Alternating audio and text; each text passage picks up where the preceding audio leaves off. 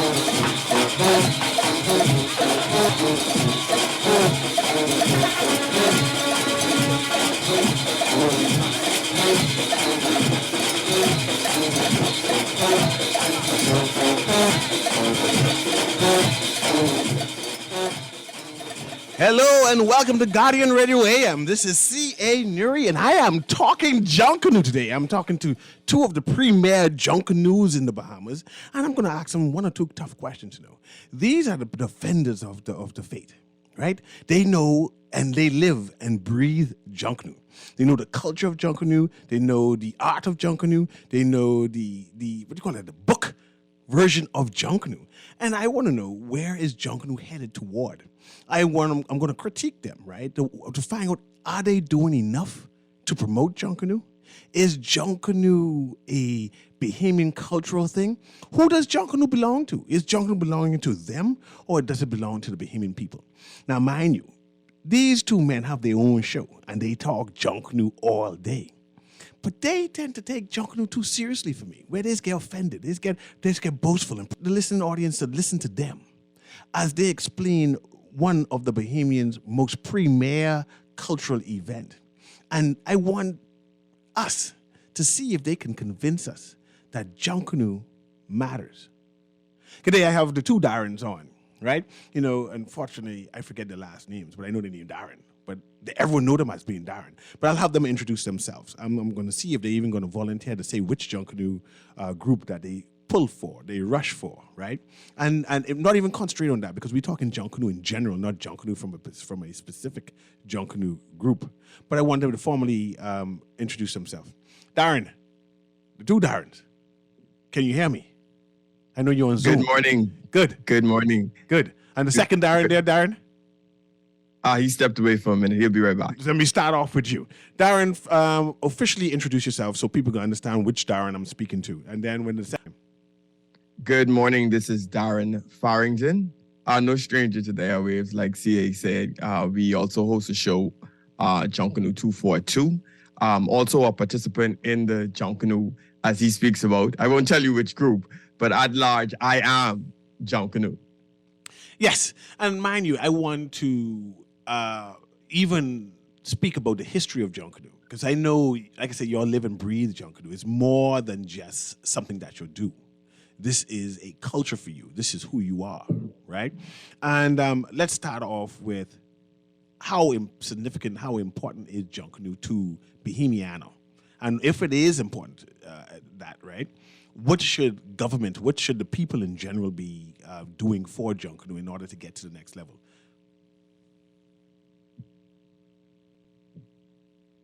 You're going quiet there, Darren. Did you hear that? No. I wanted Bastian to introduce himself. Oh, Bastian's finally there. He walked away. He walked away again. Then go back to you again. All right, there you go. Good morning, CA Newry. Good morning, Bahamas. Definitely a pleasure to be here this morning. So I'm doing this show and I'm still working. So that just goes to show the resilience of us junkanoo, you know? I It's shan't. definitely I shan't call and tell your boss that you on the show. Then leave us that. yeah, that's all right. That's all right. And the question was, how important is Junkanoo to the Bahamas, and should we be doing more to promote it? Oh, that's an easy one. When we look at what Junkanoo is, I take you just on a history ride. We all know of our ancestors that was brought here by force, through that Middle Passage, chained on boat Africa by force to a land that they knew nothing about. Everything was foreign to them. They were enslaved to work. With that, what we had was them having little time, 3 days during what we would know as the Christmas season, to actually have a few days off. One thing we have to remember, what they brought with them is they also brought their traditions. They also brought their culture with them, their practices, where you had ceremonies for marriages, when a baby was born, a man's rite of passage, celebration of a birthday. All of those celebrations was brought to this country as we know it from that motherland. And those celebrations did not really have a chance to really be previewed or exhibited until they had that freedom time. So what we have now is a culmination of all those celebratory events now taking place during that time. Over time, they have evolved, and they have had some intrinsic, unique characteristics to them. And now we call that culmination Junkanoo as we know it today. And I'll speak to the next Darren, because I'm hearing this definition, right? Which is a broad definition of Junkanoo. There's a new narrative that Junkanoo came from Ghana, right? From a specific tribe of people, right? And I want you to loosely comment on it, because I find that different Junkanoos have different opinion of the origin of Junkanoo. But there's no official book. And I want to know, why haven't any of you, because both of you are educated men, smart men, you're right as a routine, but no one has put any pen to paper to say, well, this is a narrative of Junkanoo. And instead, I see picture books. Okay, let me take a stab at this, right? We all know that Junkanoo came from West Africa, right? No doubt about that. Now, the narrative that it came from a particular place, one place, I find that I don't agree with that narrative. The narrative that you talk about, it came from one place and it started with one man. I find that John Canoe. untenable, right? That's my personal opinion on it. Mm-hmm. I don't see where one single person can be responsible for this festival, well, this way of life that we call Junkanoo today. It may be identified from a particular person, but I don't see where one person can take full responsibility for it. No, and so I don't buy that narrative. And Darren, you do the same thing? Further to add to that, when you start to speak of one particular place where Junkanoo originated or where it started from, like I said in the opening, you have a combination of festivals and traditions that came out from that West African area. You have to also look at where were the slaves coming from.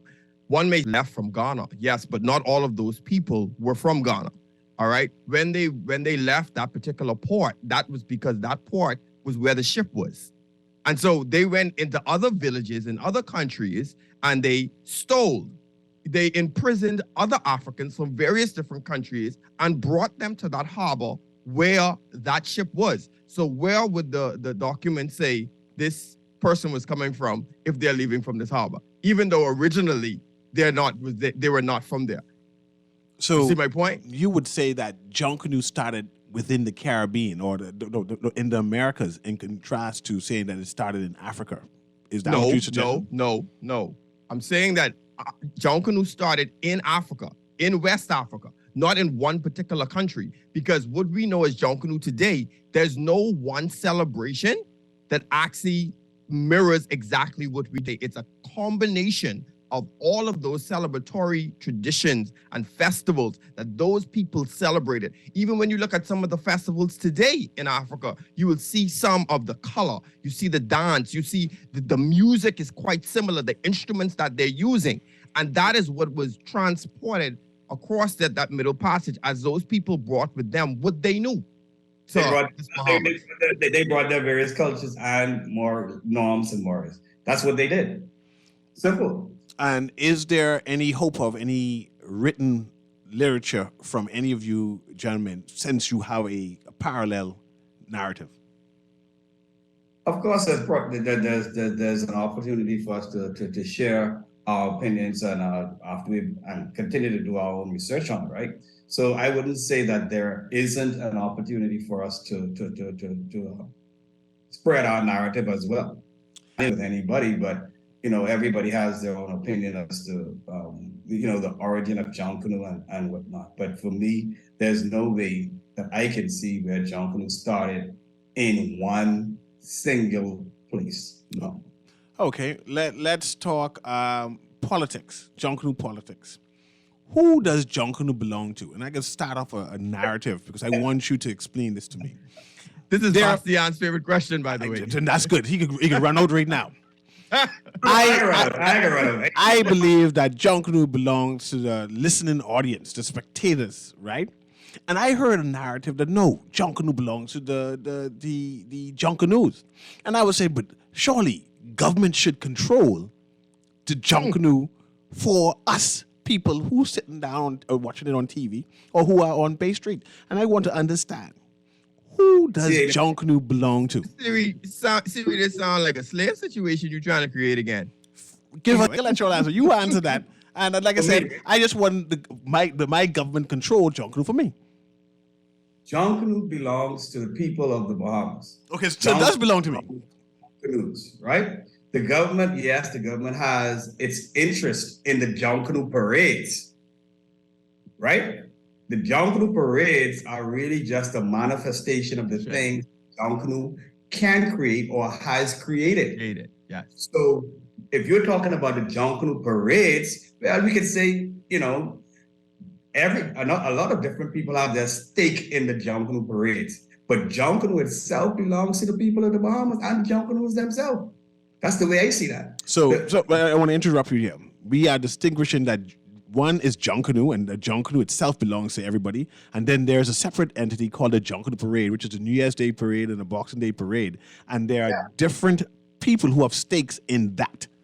Correct. As relative to the parades, you have government involvement, you have sponsorship from various people in the business community. Any number of people. The NJC would say they have a stake. The JCNP would say they have a stake. Any number of people could say they have a stake in the John Canoe parades. So when we talk about John Canoe, let us not confuse John Canoe with the John Canoe parade. Totally different things, right? And like I say, the parades are only a manifestation of what John Canoe has created. Okay, then the next question would be, is John Canoe a festival or is it just a parade? And forgive me for saying the word just. I mean, I just want to contrast it. Because festivals tends to be interactive with those who are watching and spectating. And it seems to be a parade. Go ahead. John Canoe for me is really a celebration of who we are as a people, right? So and I use just intentionally, to just say that it's a festival doesn't give it enough credence, right? Mm-hmm. Because it's bigger. It is so much more than just putting on a costume and parading around. It is so much more than that. It's a lot deeper than that. It's a lot more involved than that. It's a lot more intimate than that. So to say that John Canoe is just a festival, I say no. I say it's more about who we are as a people, where we've come from, and understanding our lineage as well. So I get the next start. You said John Canoe is who we are as a people.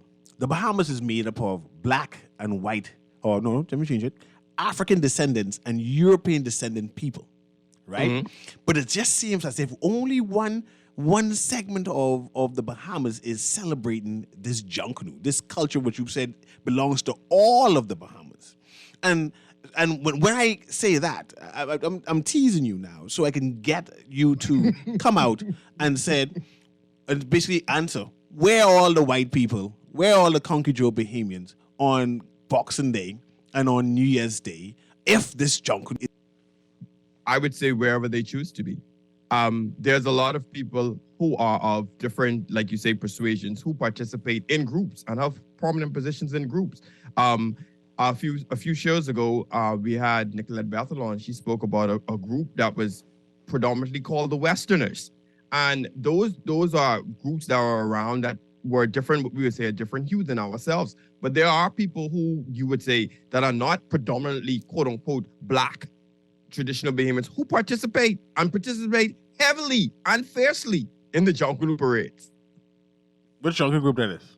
Not one family. No, I'm sorry. I didn't mean to say that. But I mean, you tried to throw rocks. But of course. Guess what? But of course. You saw like a saw socks into me anyway. But No, never. But I know that Jonkunu is different on the Family Island. I know that on the Family Island, more Anglo-Bahamians be poking the bear regarding that, right? But how is Jonkunu different on the Family Island in contrast to New Providence? Because definitely New Providence is the base. And it's spread out to Grand Bahama, it's spread out to Eleuthera, and is now finally seeping down to the rest of the Bahama Islands moving southward. As Bastian spoke about the differences between Jonkunu and the Jonkunu parades, in those family of islands, I would say you have the closest form of that true essence of Jonkunu being manifested. Whereas here in Nassau, they're confined so much to the parades. Those parades have so many rules, so much structure for that parading to take place. There in the family islands I'm speaking to is that they're more intimate. They have less people. And so they have that true meaning of letting that music take place, take root. All they use. A lot of them don't have access to the crepe paper, the amount of cardboard, the contact cement that it take to use and construct those costumes. So you know what? They make costumes off of what is near them. The thatch, the plants, whatever they could find, that's what they make their costuming out of. And they are having their Jonkunu parades. So the second, Darren, you would say that Jonkunu, or the true Jonkunu, is what is manifested on the Family Island in contrast to what is happening in New Providence? The true Jonkunu is manifested in ourselves, right? Everybody has the right to celebrate the Jonkunu as they see it, right? So we can't say that, because the parades in New Providence may be bigger than the parades in perhaps Cat Island or Eleuthera or Abaco, that these guys ain't celebrating Jonkunu, right? Jonkunu is something that comes from and the other Darren and Arlene and I had a debate a few weeks ago, and I said to them, you know what? This parade, I should just come in something that's non-traditional and go on parade. Would I be less of a Jonkunu if I do that? Of course I wouldn't be. You'd be disqualified, but go ahead. So because the costuming does not define who you are as a Jonkunu, right? The costumes that you see today pretty much, I guess, set the standard for what Jonkunu was created in, what Jonkunu is manifested in this era. I understand. 30 years from now, you may not see the same type of costumes. And Darren, I have a phone call here. Let me get this the listening audience to participate and ask you a question and engage you. Go ahead, caller. Can you hear me? See you, Newry. How you doing? A pleasure, man. How you doing? I'm fine. Hey, good morning, Darren. Hey, super. How you guys doing this morning? It's a delay, so you might have to just engage them so they can listen. Go ahead. Okay. But Newry, you know something? Come next year, I can make me 80 years rushing in Jonkunu. I did my part. You know what I mean? I was the only person in Jonkunu that had police escort across from the Bay Street. The only person in the history of the Bahamas had a documentary made in my shack. HBO. I could go on and on and on. One of the only leaders in the history of the Bahamas stepped down and let the young people take over to honor me and take care of me and give me my piece of land and give me some of the money that I spend back, $5 million. But you guys are the future. You know, the most of school, the story of this country. I can remember one time ago when this is called Jonkunu in a bad way. Newry. Right now we got doctors rushing that shop, commissioners of police, members of parliament, prime ministers, etc., because Jonkunu is the only thing I keep telling you, keeping this country together. Not the politicians, not the church, not the these civil groups, nothing. And you ask where the country Joe Bemis go, take their vacation on Junkanoo time, man. JJ, you still there? Get disconnected? Okay, JJ know, is gone. You can respond to Darren. That gentleman that just spoke, Jerome Johnson, I call him Superstar JJ, right? When I was coming up in Junkanoo, JJ was a huge figure, right? JJ, for all intents and purposes, in my mind, truly exemplifies the spirit of what Junkanoo is and what Junkanoo is about. Yes, he has created a lot of masterpieces from a costume perspective. But did you hear what he said? The people around him are the people that he helped to grow. They helped who are now leaders of some other groups. And to me, that is more important than anything else, because the lessons have been taught they've been taught the lessons by quote unquote an elder. And that's important. That is a part of what the spirit of Junkanoo is about.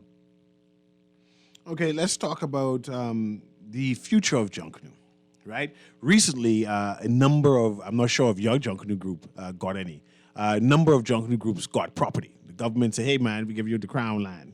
And they decided, or the talk, because I still think it's just talk. The talk is they're going to each build a venue, a place where persons can come and experience the particular group theme or whatever it is. And is this the new way of Junkanoo? A specific area stage event? Because I know that in contrast, the government is building its own on Bay Street. And I'm saying, how does that compete with the government version where they say, this is what we're promoting for the cruise ships and whatever tourists, the premier one. And then these other persons are going to have theirs all the way on Gladstone Road doing things. You want to take that, Farrington? Definitely. First of all, I respect the fact of the government issuing property, and I think it's a step in the right direction. And I also think that we need to look at, in your earlier question, we need to look at as the importance of Junkanoo. First, we need to respect this treasure that we have. Like JJ said, and Bastian alluding, this thing called Junkanoo allows for mentorship, it allows for tutelage, it allows for all of these things to take place, and we don't take it serious. One of the things that we need to look at, instead of doing things for tourists, we need to do things for ourselves. We need to understand that this Junkanoo, greatest youth development programs that we have in this country, bar none. When you see the guys them line up on Boxing Day and New Year's Day, think about the many young people who are being mentored in dance, in artistry, in musicianship, and they are developing skills like discipline, vision, planning, focusing. There are a lot of people who come to Junkanoo organizations and just being a part of the brass section, from there coming with no information, they're able to learn, gain a skill, perfect the skill, and some of them, along with their academic merits, are able to get scholarships to go abroad to college. That is what Junkanoo allows us to do. Bringing it back home, you said the direction that we should go in. What we need to start doing is putting more emphasis on that, so groups can now start to look at areas of how they can become more self-sufficient. And not every year they have to go and look for a sponsor to actually produce this much. By doing that, that will now empower those groups to have more community outreaches, whereas it can be funded. It takes time to create an after-school program centered around Junkanoo. It takes time and money. And if you spend all the money on Bay Street to quote unquote, like you say, produce this product for the spectators in the bleachers who are complaining about a ticket, and we didn't spend all the money to produce it, how are you expect for us to come back to our communities and further empowering them if we don't have the tools necessary? So that is one of the directions that we need to actually put more emphasis on when it comes to the development of Junkanoo, in my opinion. And I want to commend you and Darren, particularly your Junkanoo group, and another one, who do a lot of community activities and give back to the community. So I want to say that. And you mentioned money. Right now, government doesn't make. Right now, I could say the groups doesn't make any profit from Junkanoo, right? Because you're always asking for sponsorships, and if people don't give no sponsorship, there ain't gonna be no Junkanoo, right? And even let me bait the question. Again, you come in now, Darren. You come in. Let me bait my question, right? And the enthusiasts, people like me, right? Who, but I tend to wait till junk over and then you all leave the pieces, right? And I say, okay, let me get that and see if I can sell it over. There's no money in it for me, the enthusiast in Junkanoo. What ideas can you put forward to make Junkanoo profitable for Junkanoo groups, for the government, for enthusiasts, people who are interested in Junkanoo? Because I know Carnival making money, but you all ain't making much. Well, now, let's talk about profit, right? Now, we can talk about monetary profit or we can talk about human capital. We can talk about profit, so to speak, right? So from that perspective, quote unquote human profit, right? From the perspective of developing people, Junkanoo is extremely profitable because I am a product of Junkanoo as well, right? And because Junkanoo has been a benefit to my life, I automatically give back as well. So from that perspective, I'd say from a quote unquote human profit side, yes, it's extremely profitable. Financially, no, the groups do not make any money going to Bay Street or coming off Bay Street because 9 times out of 10, 10 times out of 10, whatever you make, whatever your prize is on Bay Street goes either back into community development programs or it goes right back into paying debt. And then the cycle starts all over again. There are pockets of individuals in the Junkanoo community and sometimes in some cases outside of the Junkanoo community who have been able to make some money off of either selling Junkanoo tricks. We have sufficient stores around to prove that, or in situations where somebody like you may go to a shack and you say, man, I want to rush with the best group, one family. Yes. Can you construct a costume for me, paste it for me, decorate it for me? And when I'm coming back December 24th for my costume, there's a transaction. So that person would have made some money as well, right? So there are pockets where some profits are being made. Okay, and let's talk of Junkanoo in terms of a festival, right? And when I say Junkanoo, I don't mean the overarching one where you say Junkanoo is in all of us. I'm talking about the parade-oriented one, the advertised thing that government promotes for the 26th and January 1st. That's what I'm talking about. There are persons who will critique Junkanoo and say, man, Junkanoo is not a festival. It's not interactive where people can participate. There is no way that I can go and rent a cowbell and participate last minute or the week before.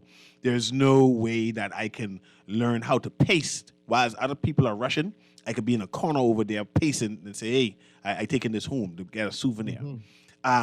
Is that the future of Junkanoo? Is that something you all are moving towards? Is this being discussed to saying, hey, the parade festival that we have now ain't satisfying everybody. It isn't encompassing with the end all or no satisfying everybody. Is there any talk about increasing Junkanoo to be a festival, for lack of better words? As I know it at this time, there's always been talk about it being extended to the festival portion of it. Do Junkanoos want that? It's not so much do Junkanoos want it, because if, for instance, let's say you have the 10 days of Junkanoo that's in between 5 before Boxing Day that leads you up into New Year's. The Junkanoos predominantly won't be attending that festival. They'll be preparing their costumes. You understand me? That's like asking, in my opinion, that's like asking the Super Bowl team, will they be participating in the events that's taking a part in the Super Bowl leading up to it? No, they're focused on the big dance. So it's not so much as for the Junkanoo participants. I understand your point in widening the net and creating a festival over days. That takes time. Not only does it take time, it takes proper funding.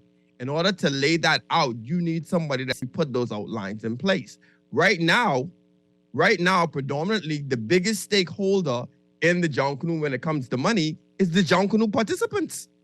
Okay, they are digging in their pockets to make this production happen, and they are the lion's share of the north side of some 20 million plus is what you're seeing collectively coming out of their pockets.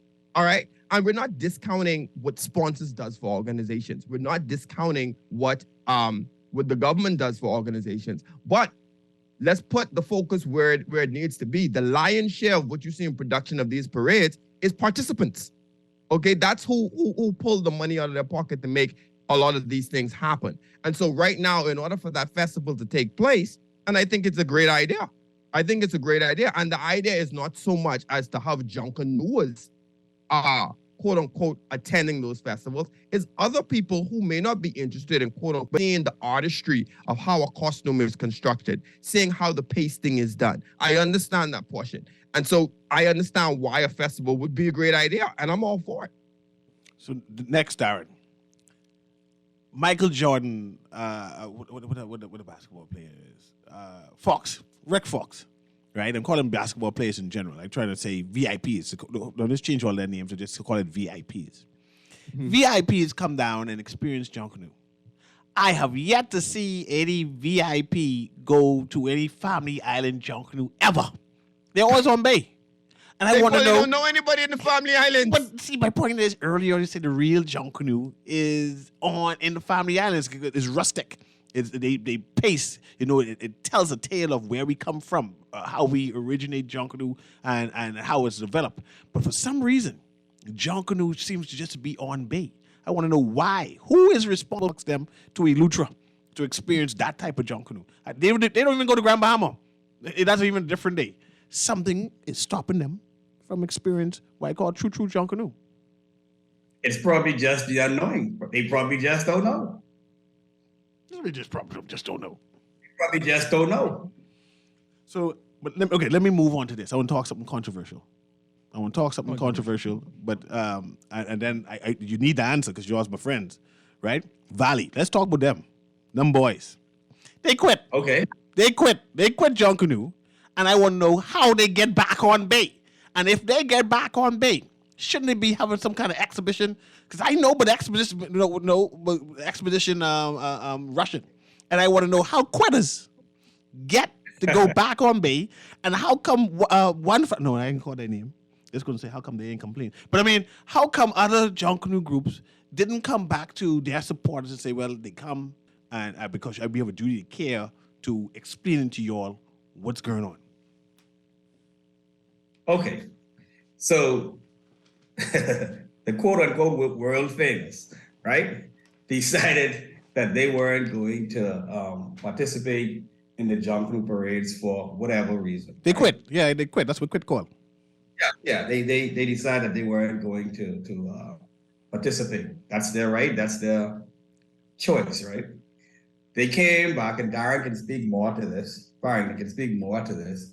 They came back. I think they put a position on the floor, and the JCNP, which is the Junkanoo Corporation New Providence, accepted them back based on whatever their proposition was. Darren can speak more to their proposition because he was in the room. I wasn't in the room, right? The Junkanoo Corporation of New Providence is responsible for the Boxing Day and the New Year's Day parades. They are made up of all member groups in New Providence. That's A groups and B groups. Everybody sits there, and that's where the I would say the rules, the regulations, the standard operating procedures, how things are conducted are done. Everything that happens in the JCNP is happened through a democratic vote. It happens through things coming to the floor and going through the procedures. With that organization doing what they did, they had to come back to the JCNP, and that shows the power of the organization. Through doing that, there was things put on the floor, and the group was accepted back into the organization. That's the long and the short. I mean, we could sit and we could talk about sour grapes and who did what and who did this. At the end of the day, there are some organizations that you don't like the structure in. However, that's what governs the organization. Now, the question to you is, they're back. What are you going to do? I was going to make noise, but I mean, you're different from me.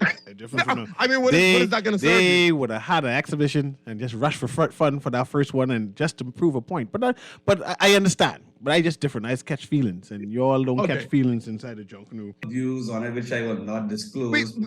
We all have our personal views on it. But when you sit inside an organization that is made up of not just your view, and a vote is taken to whereas you're outvoted, the majority rules, correct? Yeah, that's democracy, eh? Okay. Okay, that's how it went. That's how it went. Right now, we're talking to the two Darrens, right? Darren Farrington and Darren Bastian. And we're talking Junkanoo. And the numbers to call if you want to engage us is 323-6232, 325-4316, 325-4259. And of course, you can always text, and I can read that text, which is 422-GR96. And we're having a provocative conversation about Junkanoo. I'm teasing them here and there to try and find out what they think of the future of Junkanoo. And on the other side of the break, we'll continue that.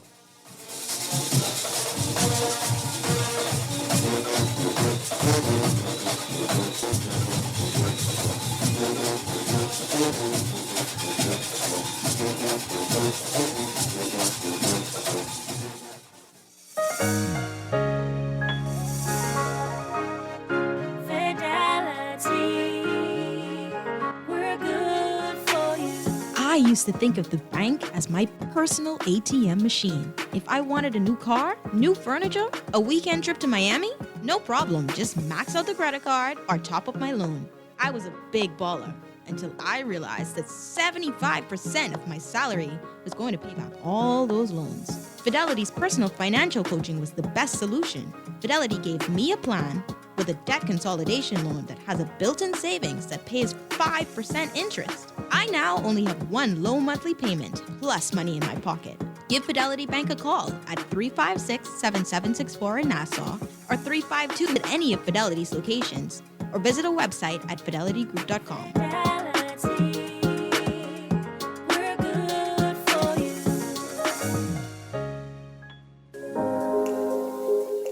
Love the show? Want to give your support? Become a sponsor today. Call 302-2300 for our rates and packages. That's 302-2300. Become a sponsor on Guardian Radio 96.9 FM. Fresh news, smart talk, all day.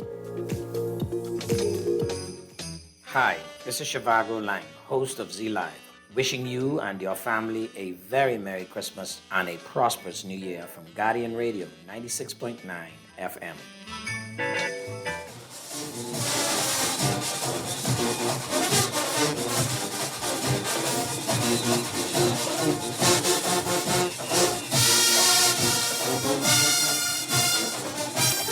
And welcome back to Guardian Radio. And we're having a conversation with the two Darrens, right? But I have an ad to read. Nassau, you've been asking, and John West Shoe Company is finally here. All the way from Freeport, Grand Bahama. We are here to put shoes on your feet. We have got shoes for the entire family and for all occasions, from flats to heels, slides to safety boots. We've got your feet covered. Check us out today in the plaza behind Wendy's, Carmichael Road West. Telephone number 603-SHOE. That's 603-7463, and that's John West Shoe Store Company. And actually, we have someone on the line here who wants to engage the two Darrens. So we'll let those persons come through. Producer, patch the caller through, please. Caller, can you hear me? Yes, good morning, Mr. Newry. Good morning. How you doing? We talking Junkanoo today. Yes, and I heard, and this is what I'm calling. I'm calling to sound a little jealous that Bali is back. I mean, I know we all know that you all are afraid of us, but I mean, come on. There is only one. There is only one Junkanoo group, and that is one family. That's the Bali. No, that's one family. No. That's the Bali. No. Valley quit. Listen, my 16-year-old can do family. The rest of us, we got to do Bali or Zata. You know that, husband. So we can talk about that. I'll ask you a question before I put you on pause and don't talk to you no more. Anyway, Bali in your belly. That's all I call to say. You call the big show to say Valley in your belly. Producer, disconnect that lady from me, please. See, she don't understand Junkanoo. Now we know who's the best Junkanoo group, and we can see it by what all they do in the community. CA, regardless of her group affiliation, right now in this country, the country is electrified. We've been on a 2-year parades on Bay Street.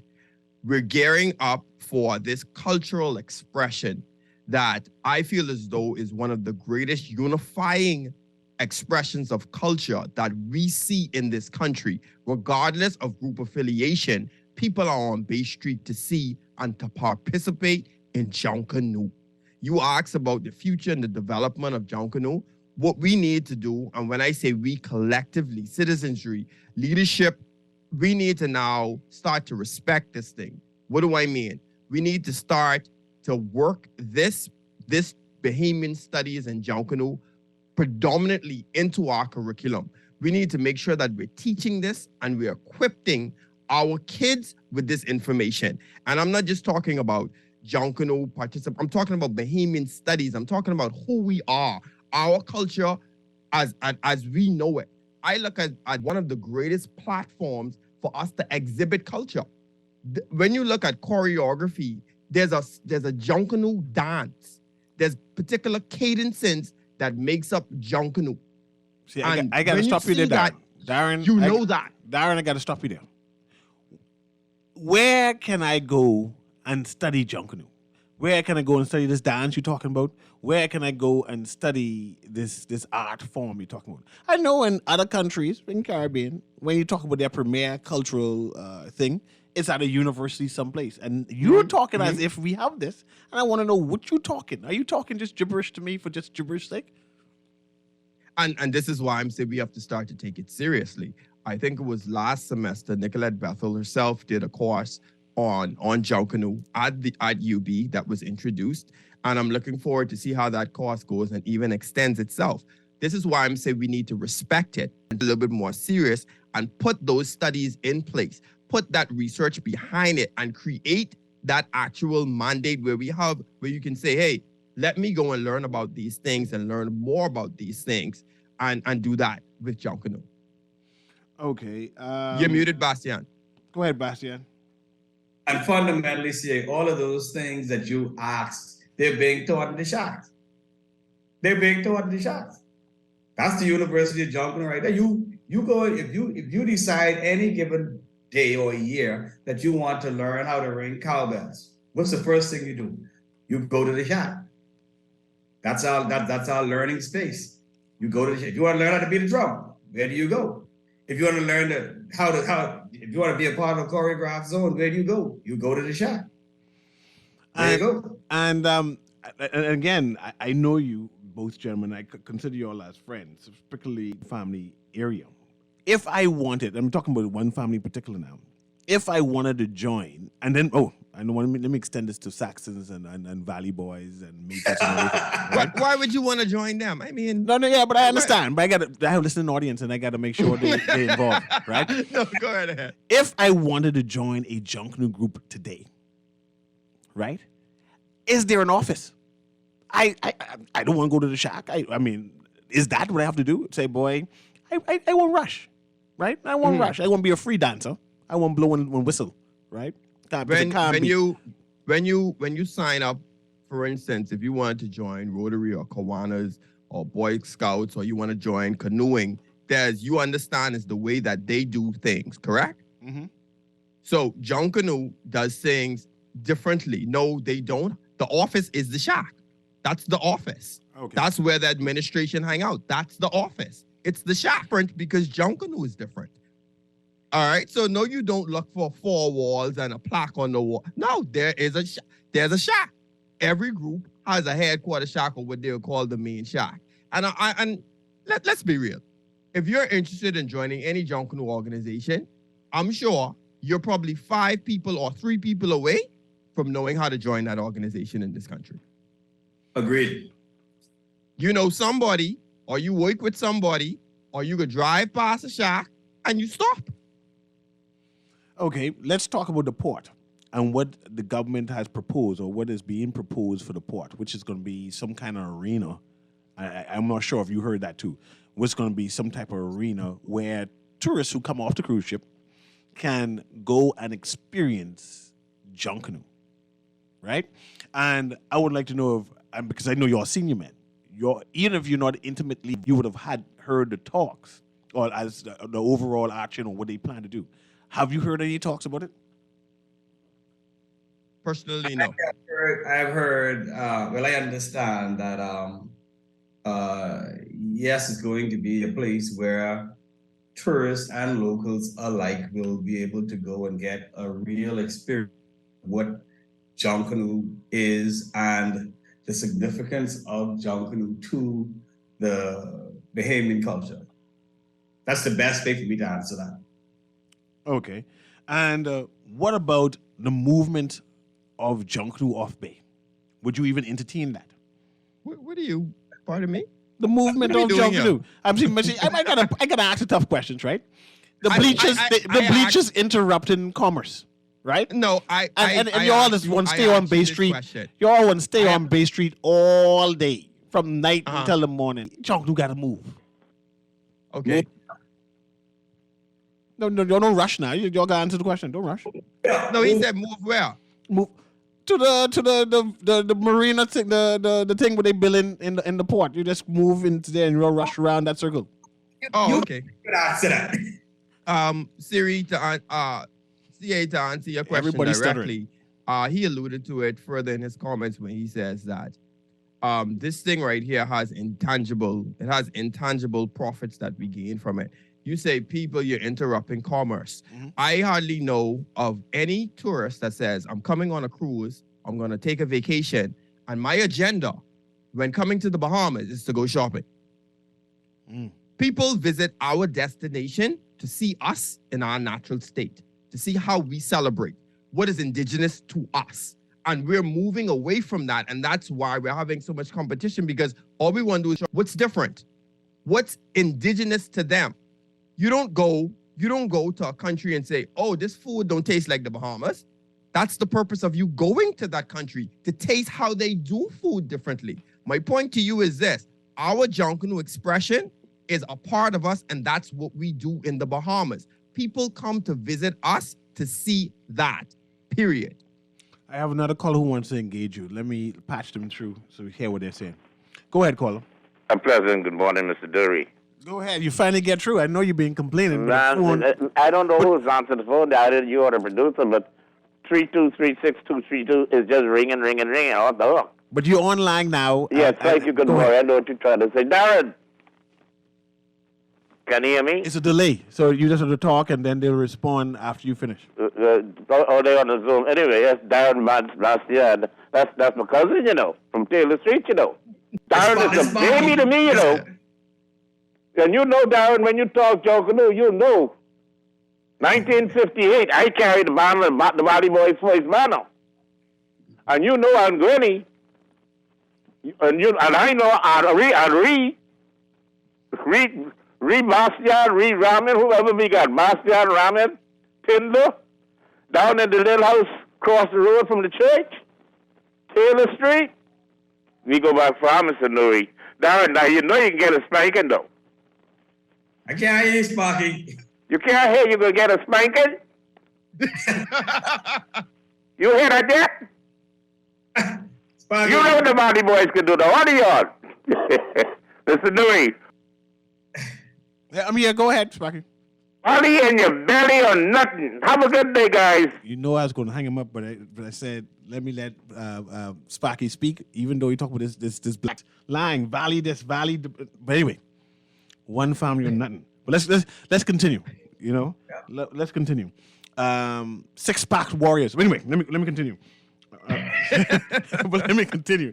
I assume that both of you are rushing come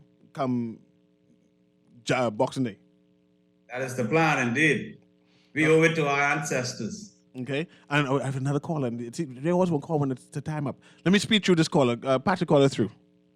Go ahead, caller. You have to make it quick. Time up. Hey, good morning. Newry, I just want you to tell the white I'm coming for my wine, but I'm stuck in traffic. I'll be there about 15, 20 minutes. I'll hold the wine for you. No problem. Good. Next, I want to know before you go, and I only have basically 2 minutes to go. I want to know the future of Junkanoo practice. They're saying that the Junkanoos can own Junkanoo practice, and that festival itself, what we're talking about, where food, the artistry, the buying the trinkets can be sold at a Junkanoo practice. Is this something that you can entertain?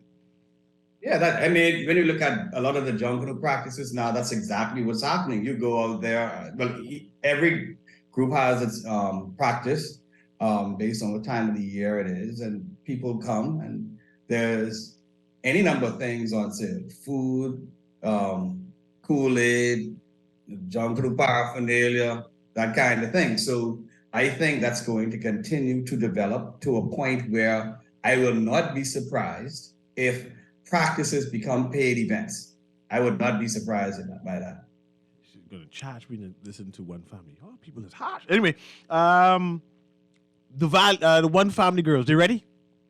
Ready. Ready. Do they have any new chant? Ready, huh? No, any new chant? Oh, we can't share that yet. Man, joking like 2 days.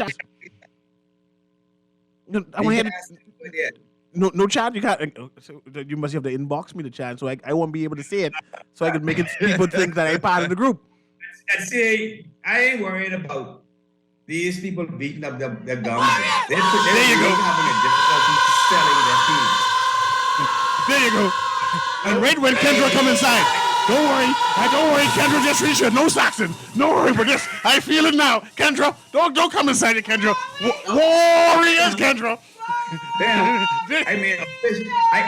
This is my quote: a fish is a fish is a fish is a fish. I know many other ways who are bring fish. Fried fish, boiled fish, stew fish. Yes. It's still fish. It's still fish. I enjoyed you too. I enjoyed you tremendously. Thank you very much for joining me. I want to talk Junkanoo again, and I bring Arlie in so I can poke her too. I want to poke her. So we're gonna arrange this after One Family wins a Junkanoo, right? Because you see Kendra looking at me. But after you all win one day, we'll bring you back on and we'll talk about how we mash up Valley and how we mash up Saxons, right? Good.